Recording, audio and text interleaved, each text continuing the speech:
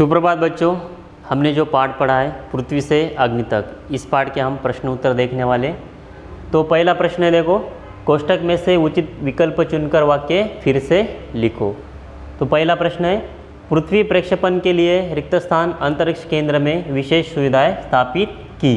तो इसका उत्तर देखो, पृथ्वी प्रक्षेपण के लिए श्रीहरिकोटा अंतरिक्ष केंद्र में विशेष सुविधाएं स्थापित की।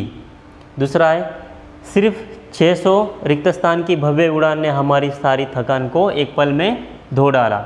इसका उत्तर है, सिर्फ 600 सेकंड की भव्य उड़ान ने हमारी सारी थकान को एक पल में धो डाला। तीसरा है, अग्नि टीम में रिक्त स्थान 100 से अधिक वैज्ञानिक थे।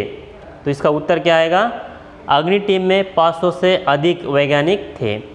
आगे, इस विवरण ने उन्हें रिक्त स्थान की हालत से झकझोर कर बाहर निकाल लाया। इसका उत्तर है, इस विवरण ने उन्हें जड़ता की हालत से झकझोर कर बाहर निकाल लाया। आगे का प्रश्न देखो।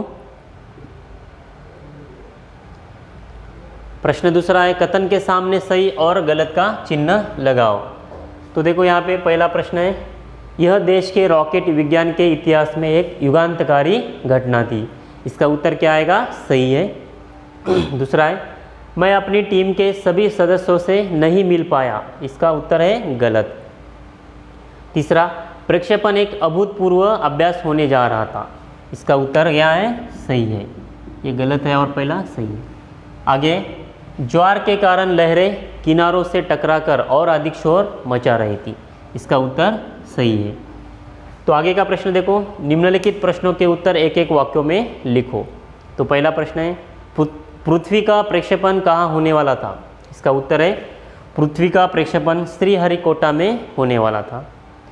दूसरा है, श्रीहरिकोटा के अंतरिक्ष केंद्र में कौन सी सुविधाएं स्थापित की गई। इसका उत्तर है, श्रीहरिकोटा के अंतरिक्ष केंद्र में एक लॉन्च पैड, ब्लॉक हाउस, नियंत्रण उपकरण तथा चलित दूरमिति केंद्र आदि सुविधाएं स्थापित की गई।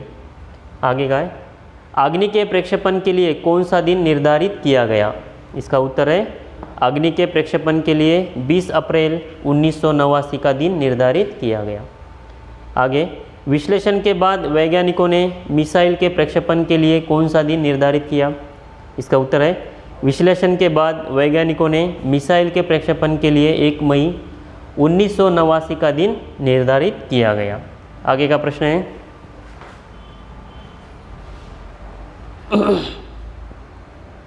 निम्नलिखित प्रश्नों के उत्तर 3-4 वाक्यों में लिखो। तो देखो पहला है, भारत को चुनिंदा राष्ट्रों के समूह में किसने पहुंचा दिया। इसका उत्तर है, पृथ्वी मिसाइल का सफल प्रक्षेपण हो गया।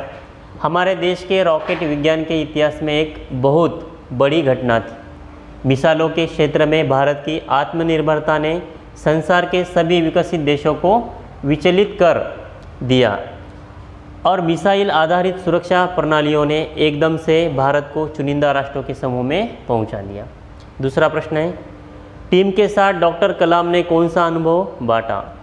तो देखो यहाँ पे डॉक्टर कलाम ने जी टीम के साथ एक SLV का अनुभव बांटा है और उन्होंने बताया, मेरा प्रक्षेपण यान समुद्र में गिरकर खो गया था, लेकिन फिर भी मुझे अपने अभियान में सफलता प्राप्त हुई। आप लोगों की मिसाइल अभी तक आपके सामने है। वास्तव में आप 1-2 हफ्ता काम करके इसे सुधार सकते हैं। आगे का प्रश्न है, अग्नि का प्रक्षेपण पहले स्थगित क्यों करना पड़ा।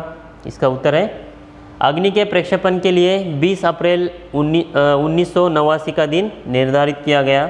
जिस समय वैज्ञानिक T-14 पर थे, अग्नि का प्रक्षेपण होने ही वाला था कि कंप्यूटर ने संकेत दिया कि कोई एक उपकरण ठीक से काम नहीं कर रहा है। उसे तुरंत ठीक किया गया, लेकिन इस बीच निचली रेंज केंद्र ने रुकने का संकेत दिया। अगले कुछ सेकंडों में जगह जगह रुकने की ज़रूरत पड़ गई, अतः प्रक्षेपण स्थगित करना पड़ा। आगे का प्रश्न है, रक्षा मंत्री डॉक्टर कलाम से कब और क्या पूछा था। तो इसका उत्तर देखो, अतः अग्नि के प्रक्षेपण के लिए 22 मई 1989 का दिन निर्धारित किया गया। उससे पहले की रात को सभी वैज्ञानिकों के दिमाग में एक ही सवाल था कि क्या हम अग्नि के प्रक्षेपण में कल सफल होंगे। इसी समय रक्षा मंत्री ने डॉक्टर कलाम से पूछा, कलाम, कल तुम अग्नि की सफल प्रक्षेपण का जश्न मनाने के लिए मुझसे क्या उपहार चाहोगे। देखो आगे, उचित जोड़ियाँ मिलाओ। तो यहाँ पे अ और ब, यहाँ पे आपको इसके उचित जोड़ियाँ मिलानी है।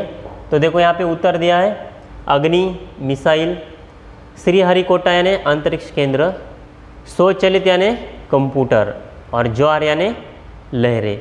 तो ये ऊंची जोड़ी आपको मिलानी है।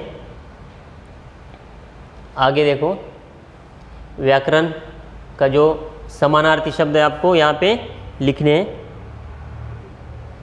वर्ष यानी क्या, साल, सागर यानी समुद्र, प्रश्न यानी सवाल, धरती यानी पृथ्वी, दिवस यानी दिन, निद्रा यानी नींद, आग यानी अग्नि, निशा यानी रात, परिश्रम यानी मेहनत।